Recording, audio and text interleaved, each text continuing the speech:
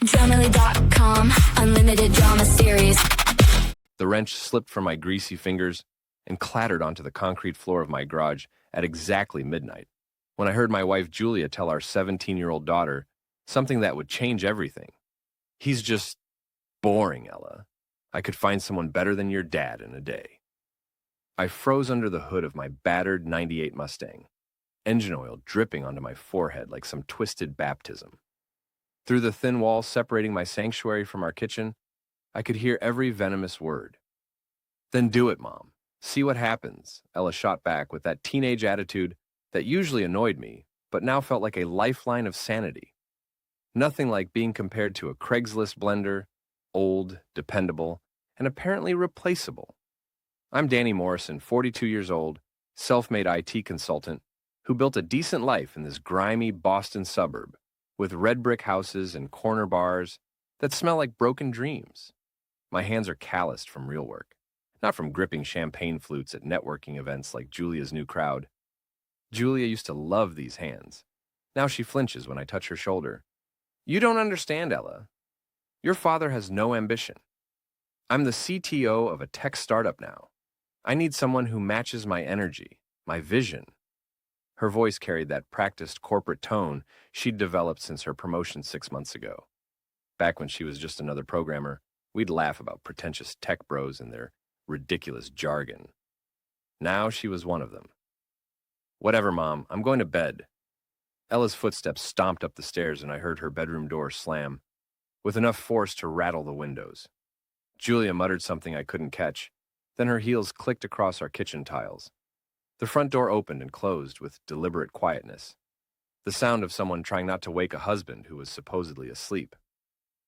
I wiped my hands on an old rag and checked the kitchen window. Julia's BMW was backing out of our driveway, her phone's blue glow illuminating her face as she typed furiously while driving.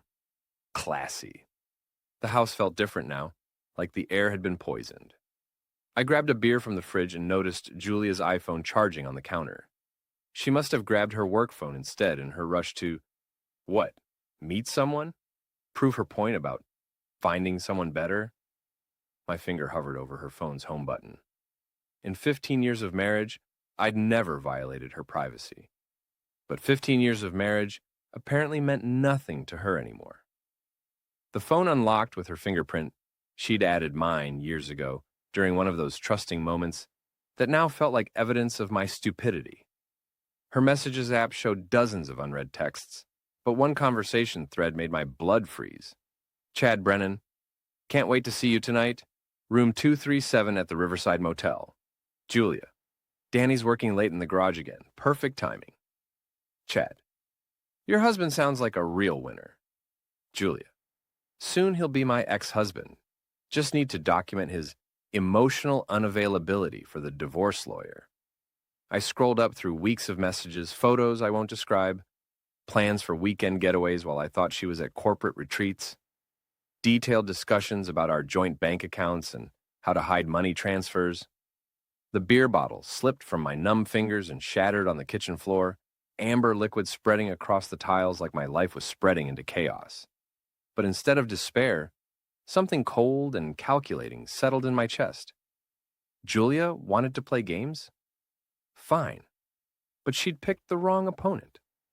I grabbed my keys and drove to the Riverside Motel, a rundown establishment that charged by the hour and didn't ask questions. My hands shook as I parked across the street, but my mind was crystal clear for the first time in months. Room 237's curtains were partially open, and the view was exactly what you'd expect.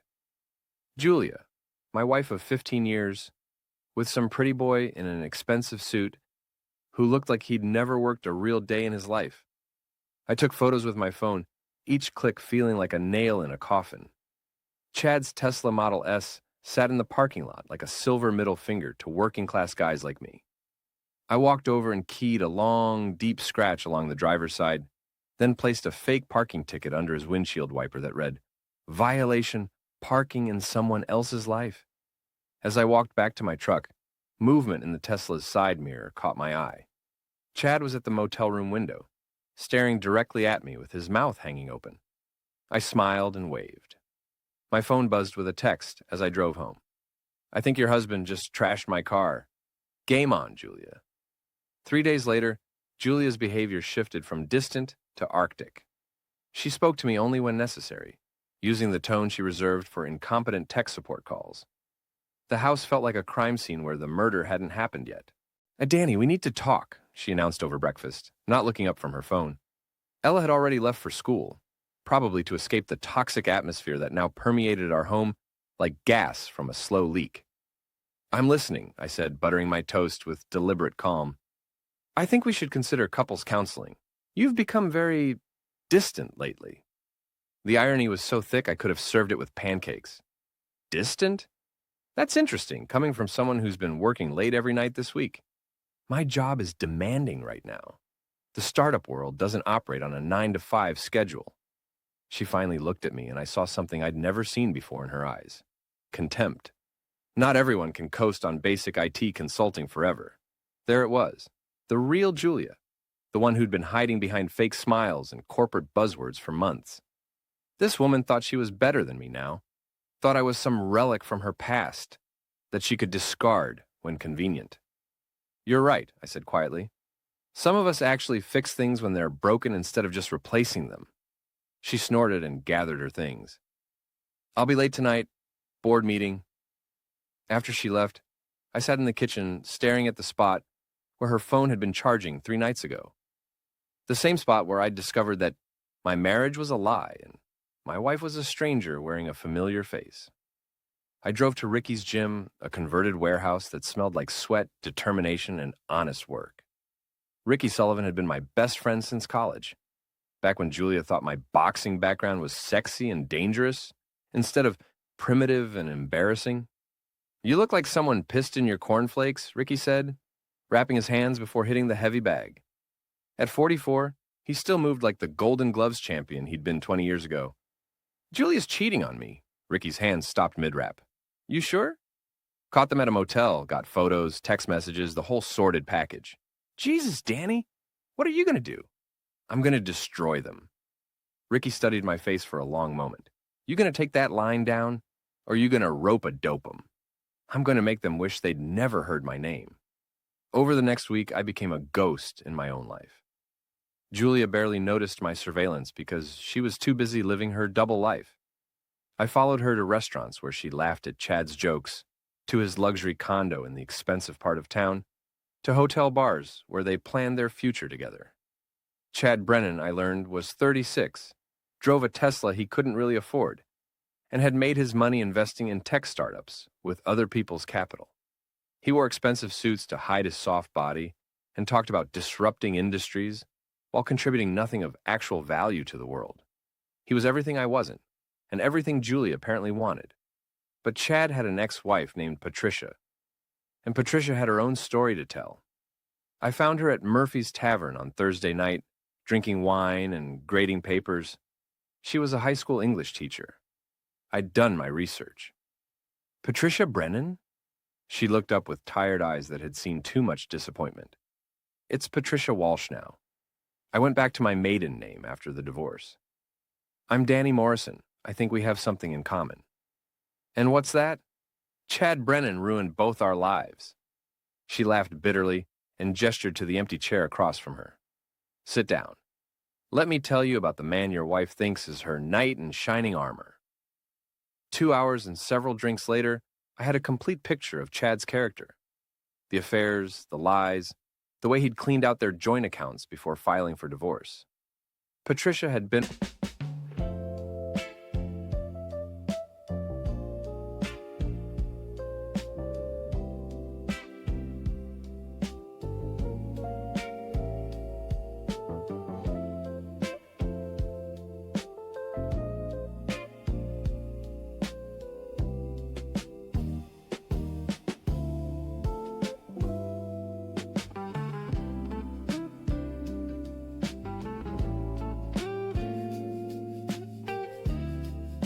where I was now, and she'd lost everything.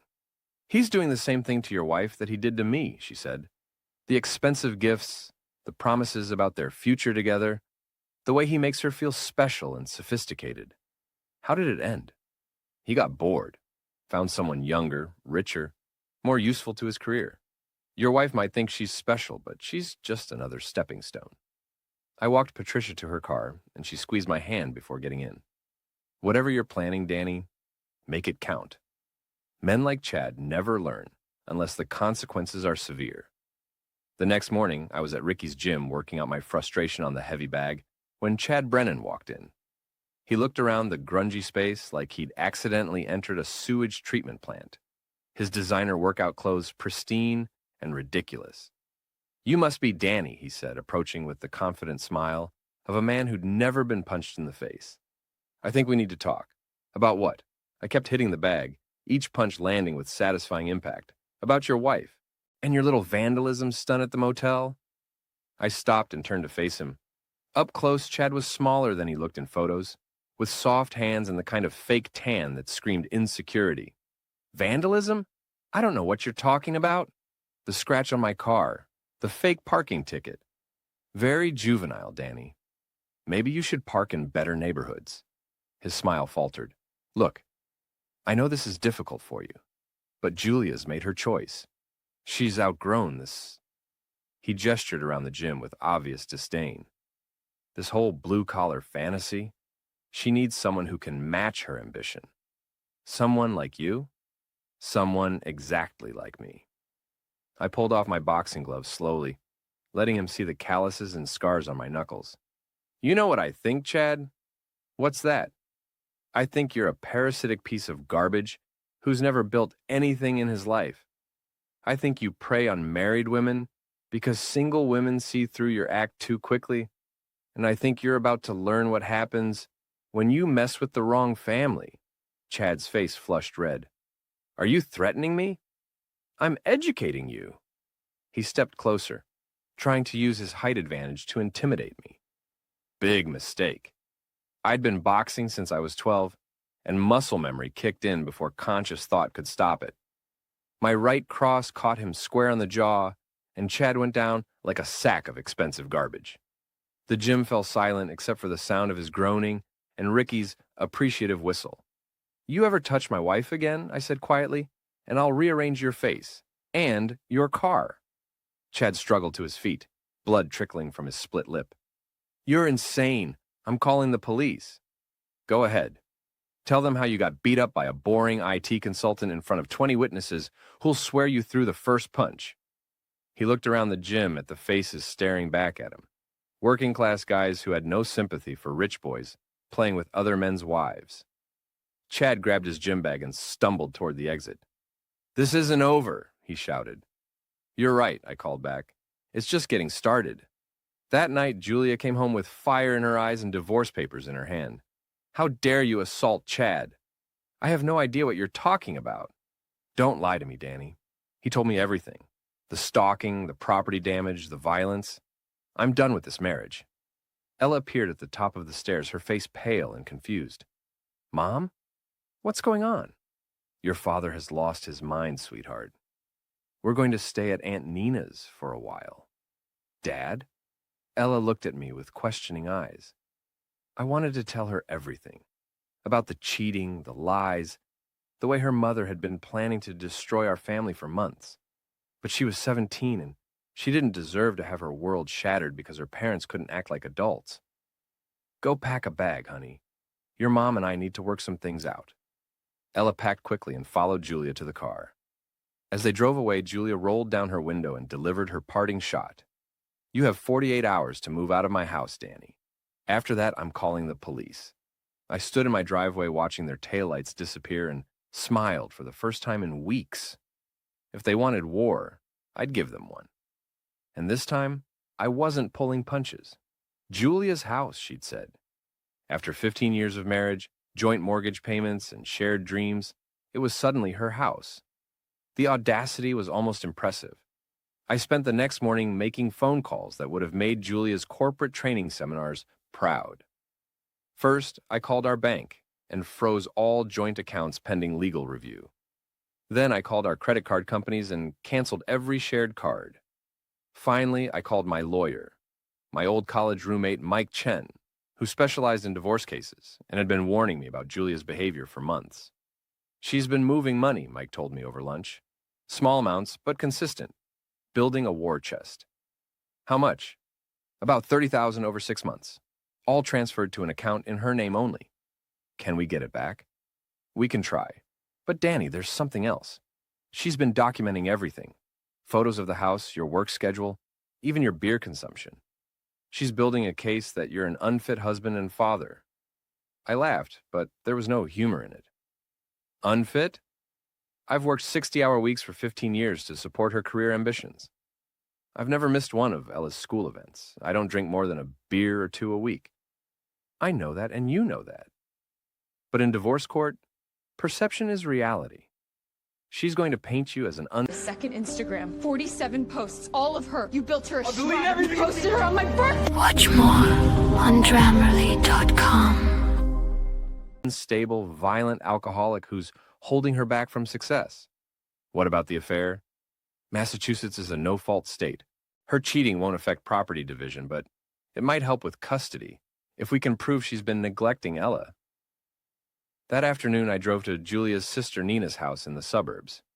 Nina had always disliked me, though I'd never understood why. She was 41, unmarried, and had built a successful career as a marketing consultant. She'd also been Julia's confidant throughout our marriage, which now seemed less like sisterly bonding and more like strategic planning. I rang the doorbell and waited. Nina answered with a smug smile that told me everything I needed to know about whose side she was on. Danny, Julia said you might show up here. I want to talk to my daughter. Ella doesn't want to see you right now. She's very upset about your violent behavior. My violent behavior? You mean defending myself against the man who's been sleeping with my wife? Nina's smile widened. I mean your pattern of aggressive behavior that's been escalating for months. Julia's told me all about your drinking, your mood swings, your threats. That's interesting since none of that is true. Isn't it? Then why did you assault an innocent man at a gym full of witnesses? I studied Nina's face and saw something that made my blood run cold. She was enjoying this. The destruction of my marriage, the pain in my daughter's eyes, the complete upheaval of my life. It was all entertainment for her. Let me talk to Ella. No, she's my daughter. She's a minor who's afraid of her father's unpredictable behavior. Maybe you should focus on getting the help you obviously need. The door closed in my face with a soft click that sounded like a judge's gavel. I sat in my truck for 20 minutes, watching the house and thinking about the woman I'd married. Julia had been different once, warmer, funnier, less calculating. But maybe I'd been seeing what I wanted to see instead of who she really was. Maybe the corporate success hadn't changed her. Maybe it had just revealed her true nature. That evening, I put my plan into motion. Chad's condo was in a converted warehouse. In the trendy part of downtown, all exposed brick and floor-to-ceiling windows. The kind of place that screamed, I have money but no taste. He was throwing a party. I could see the crowd through the windows, tech bros and startup founders, celebrating whatever meaningless milestone they'd achieved that week. Ricky met me in the parking garage, dressed in a catering uniform he'd borrowed from his cousin. You sure about this? They want to destroy my reputation? Let's see how they like having theirs exposed. We took the service elevator to Chad's floor, Ricky carrying a case of wine and me carrying a laptop bag. The party was in full swing, and nobody questioned two more caterers. In a crowd of 50 guests, I found Chad's home office and plugged my laptop into his smart TV system. It took less than 5 minutes to hack into his presentation setup.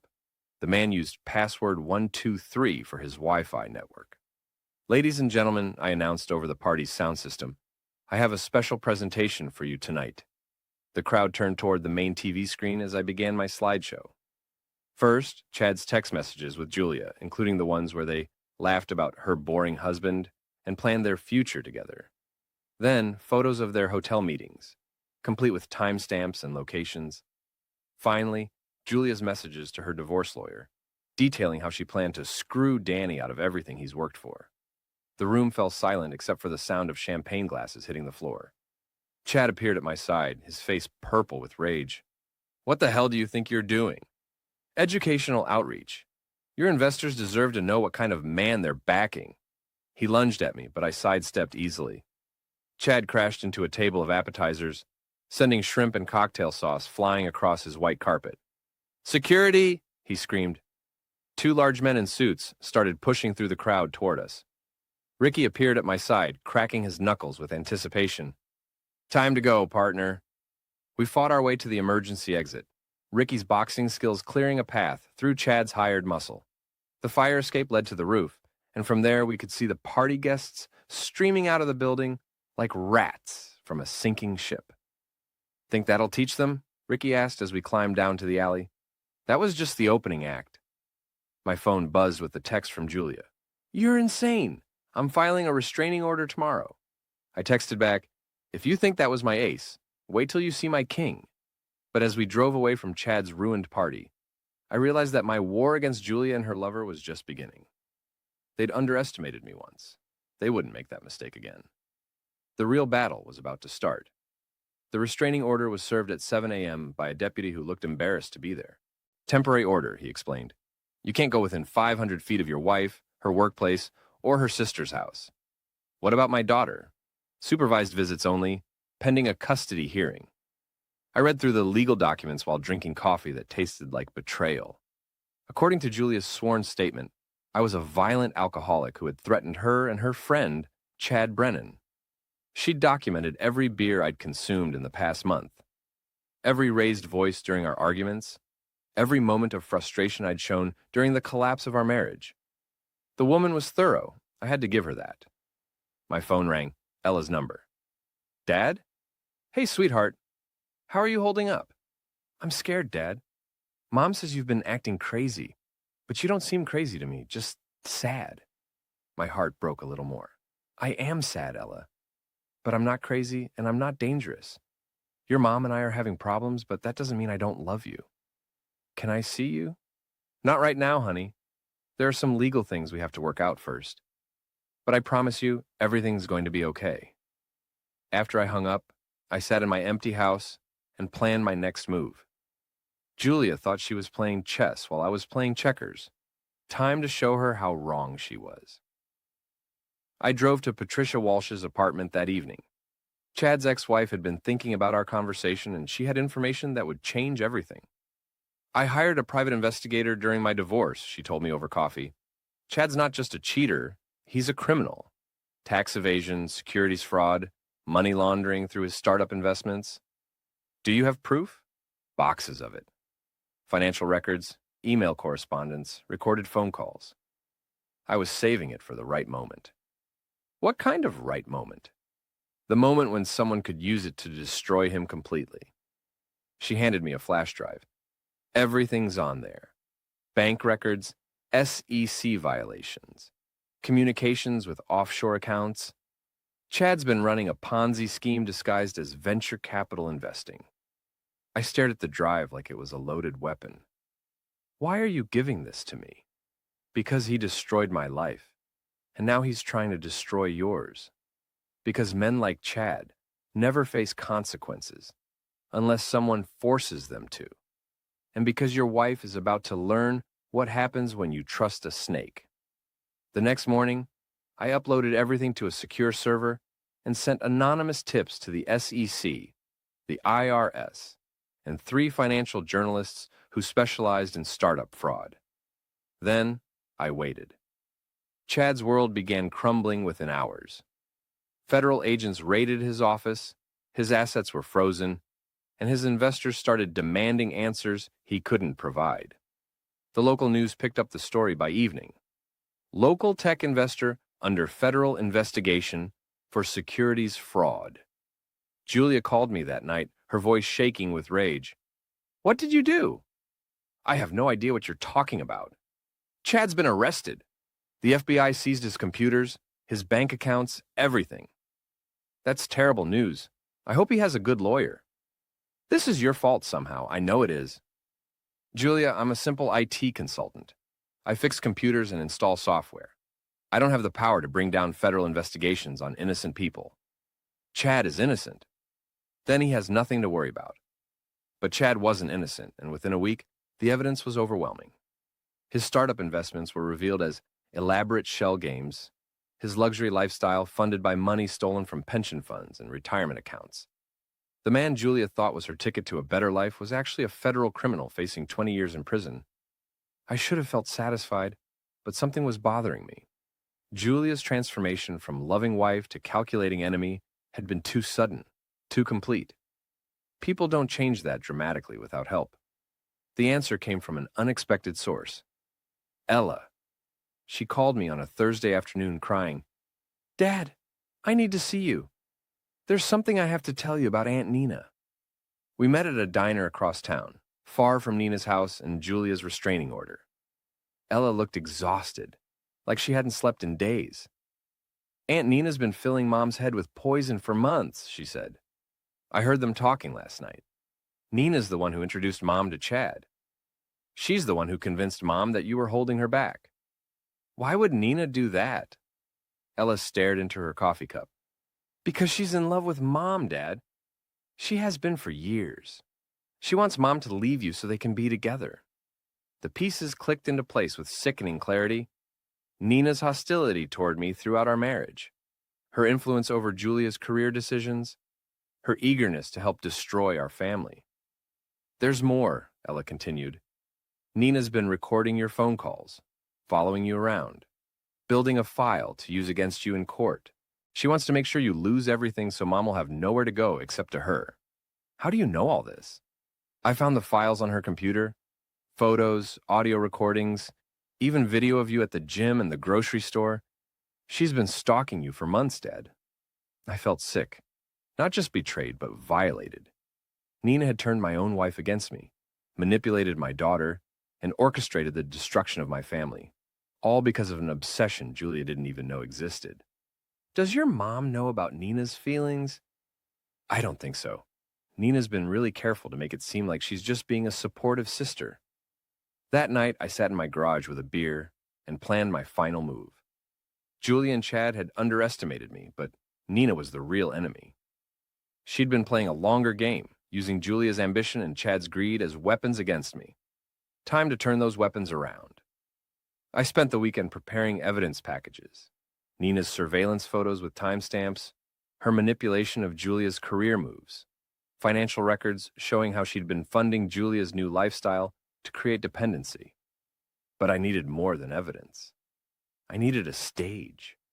Julia's tech company was hosting a major investor presentation on Monday night, a chance to secure funding for their next phase of growth.